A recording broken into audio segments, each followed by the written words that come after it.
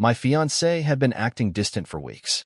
I thought it was wedding stress, until I noticed she changed her passwords and started sleeping with her phone under her pillow. One night, she was in the shower and left her laptop open. I opened her email. The subject line read, "Cancel the dress. He's not the one." She'd sent it to my best friend.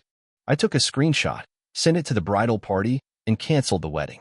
She came home to her dress hanging from the balcony and a sign that read, "Guess you were right." We were living together in a rented 2-bedroom townhouse just outside of Aurora, Illinois. Nothing fancy, but it was ours. We'd been engaged a little over a year. I proposed during a weekend trip to Nashville on a rooftop bar at sunset. She cried and said yes, and for a while, things were perfect. Then something changed. It started slow. Megan stopped talking about the wedding with the same excitement. She used to light up when we'd sit down to go over the guest list or sample cake flavors. But lately, when I brought it up, she'd just nod and say, "Whatever you want, babe." She said it a lot, "Whatever you want." Like she didn't want any of it anymore. I chalked it up to wedding stress. That's what she told me. And that's what everyone says happens, right? People get overwhelmed. I wanted to believe her. So I tried harder. I took on more planning, tried to take some pressure off her. But she only pulled away more. She started guarding her phone like it was top secret. She changed the password. I saw her typing it one night, and when I asked why she changed it, she just said, "I thought I told you." It was time. She didn't tell me. She also started sleeping with it under her pillow. That one really got to me. Every night I'd feel it buzz, hear the soft vibration under her head, and watch her reach for it. I still half closed, before slipping out of bed and walking into the bathroom. She said her mom was having trouble sleeping, that she was checking in on her. That made sense at first. But then I remembered, her mom's a heavy sleeper. The kind of woman who can snore through fireworks. I started watching her closer. She'd always been open with her laptop, used to leave it on the kitchen table or couch all the time. But suddenly it was never out of her sight. She'd close it the second I walked into her room, like she was slamming a door shut on something. One night she said she was going to take a long shower. I was in the living room when I heard her phone buzz on the couch. That was rare. She usually had it glued to her side. I glanced over. It was a Gmail notification. Just a subject line. No name. But it was still open on the screen. "Cancel the dress. He's not the one." My stomach dropped. I stood up without even thinking. Walked toward it like I wasn't controlling my legs. I grabbed the phone, but the message was gone. Locked behind a password I didn't know.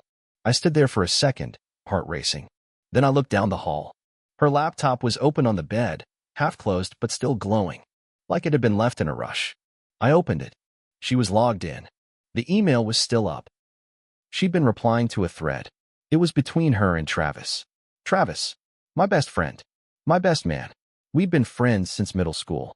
Played basketball together, skipped class together, stood by each other through everything. He was the guy I called when my dad passed. He was the one I trusted with everything. And there he was. "Maybe this is your chance to back out," he'd written. She answered, "I think you're right. I felt it for a while. I'm not in love with him. He's a good guy, but not for me. Not exciting. Not passionate. He just doesn't get me like you do." And then, her words, "Cancel the dress. He's not the one." I stared at the screen for a long time. I felt like I couldn't move. I didn't cry. Not yet. I didn't scream or break anything. I just stood there. I took a screenshot. Sent it to myself. Then I opened my messages.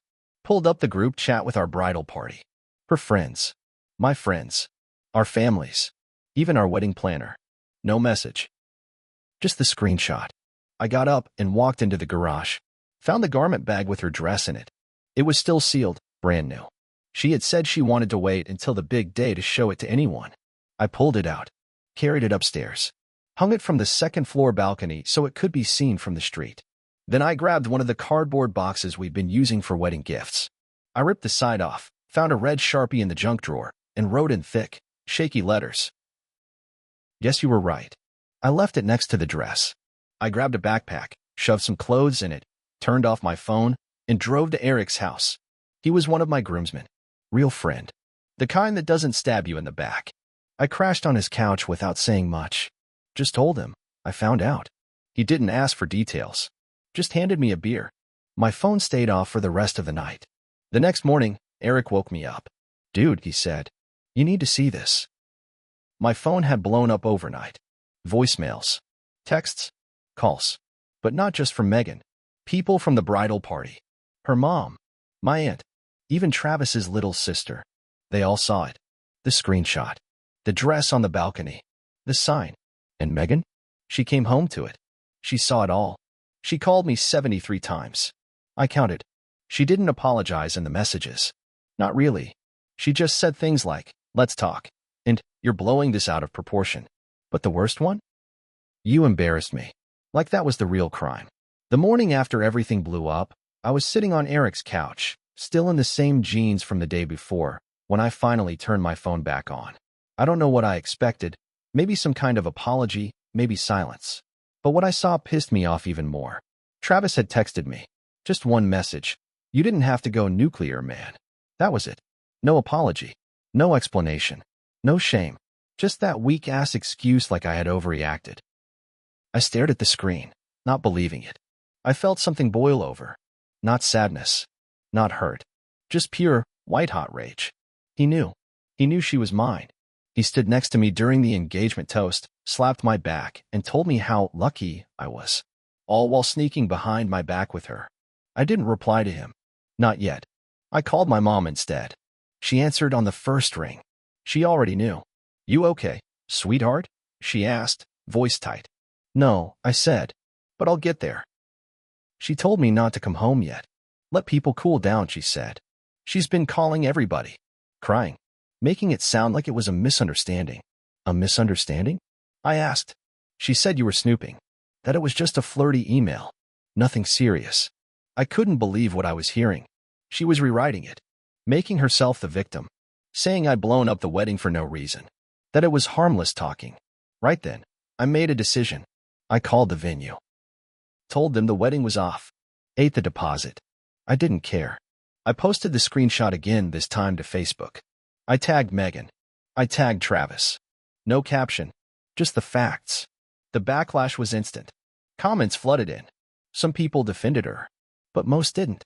Then Travis's girlfriend messaged me. Yeah, he had a girlfriend. A real one. Lived in Chicago. Long distance, but still together. She had no idea. Her message was short. I had no clue. "Thank you for telling me. I'm done with him."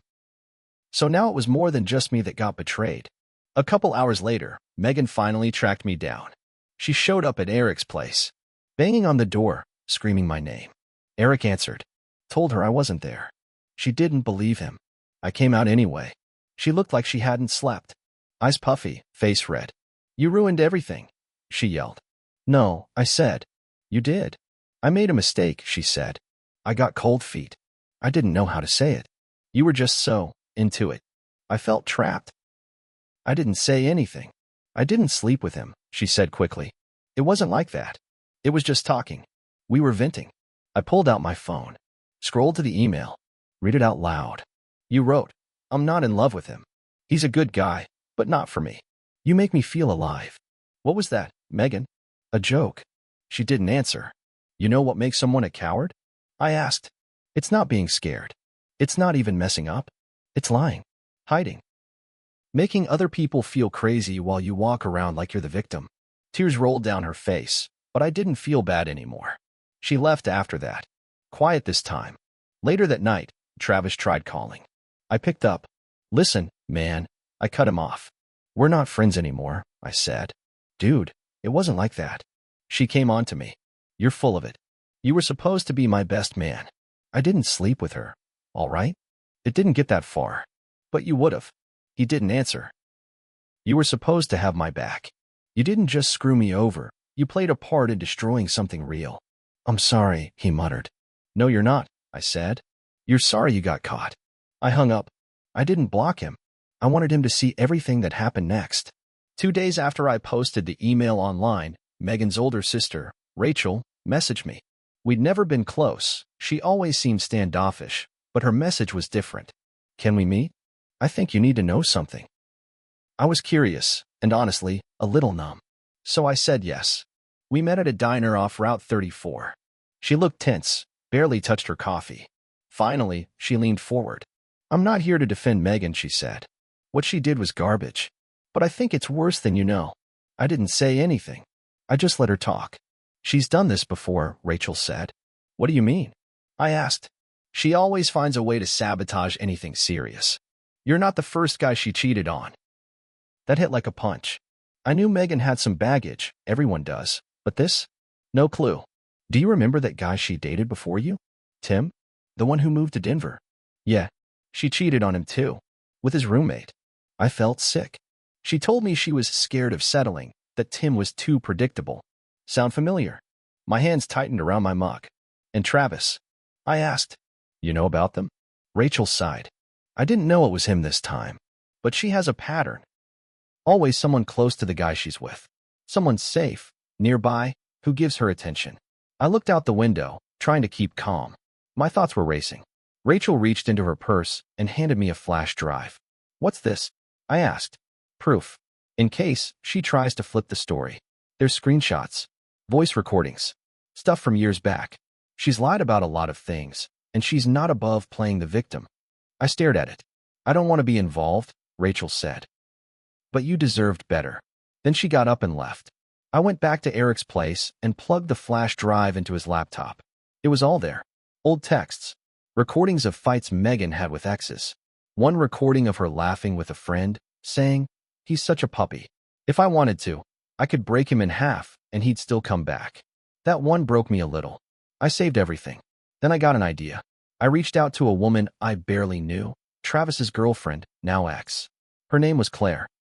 She lived in Chicago and had apparently come down to Aurora the weekend before the explosion. She agreed to meet me. Said she had something too. We met at a cafe near Union Station. She pulled out her phone and showed me messages. Photos. One from 2 weeks before my discovery, a selfie of Megan and Travis in my living room. My couch. My blanket. I recognized it after your post, Claire said. I thought it looked familiar. Then I zoomed in. That's you in the background. Asleep. I looked at the photo. I'm on the couch. Head tilted, passed out. And behind me, Travis and Megan, making faces at the camera. Laughing. Like it was a game. Like I was some clueless idiot. That was the night they told me they were working late. I muttered. Claire looked away. I didn't know either. But we both got played. We sat in silence for a while. Then she said, I want to help. And just like that, I had an ally. Claire, and I didn't start out planning revenge. Not exactly. At first, we were just two people wrecked by the same storm, trying to make sense of it. But the more we talked, the more the anger built up. We didn't want just a clean break. We wanted the truth out. And we wanted the people who broke us to feel it. It wasn't about being petty. It was about not letting them rewrite the story. We made a plan. Claire had some mutual friends with Travis from college. She reached out, told them what happened, shared the photo of Travis and Megan behind me while I was sleeping. A few of them responded fast. One of them, Kyle, sent back a voice memo Travis had left in a group chat. Drunk. Laughing. He said, Man, it's almost too easy. I could probably sleep with her in his bed while he's home. Guy wouldn't even notice. That was it. That was the final straw. I compiled everything. The email screenshots. The photo. The audio. The flash drive Rachel gave me. I put it all together in a Dropbox folder and wrote one last message. I sent it to Megan's parents. To Travis's family. To every single wedding guest on our list. Subject, truth before the big day. No commentary. Just the link. I went silent after that. Deleted my social media. Changed my number. Let it burn behind me. A week later, I heard from Rachel again. She told me Megan had a meltdown. Her parents pulled their support. Her mom told her to leave the house and sort her life out. Travis lost his job. Turns out, his boss was one of the groomsmen who got that email. Claire said Megan tried to spin it as emotional confusion. Claimed I had been distant and she felt neglected. But no one bought it. Not after seeing everything. As for me, I wasn't perfect either. I ignored my gut. I pushed away the signs. I let love blind me. I wanted so badly to believe the best in her that I stopped protecting myself. That's on me. But I learned. It took a while to feel normal again. To trust people. I moved out of Aurora. Took a new job in Madison, Wisconsin. Started over. Claire and I stayed in touch for a bit, but we didn't turn it into anything more. Too much pain between us. One night, months later, I got a message from a name I didn't recognize. No words. Just a photo. It was Megan's dress. Crumpled in a pile beside a dumpster. Torn. Dirty. I stared at it for a while. Then I deleted it. And finally, I let it go.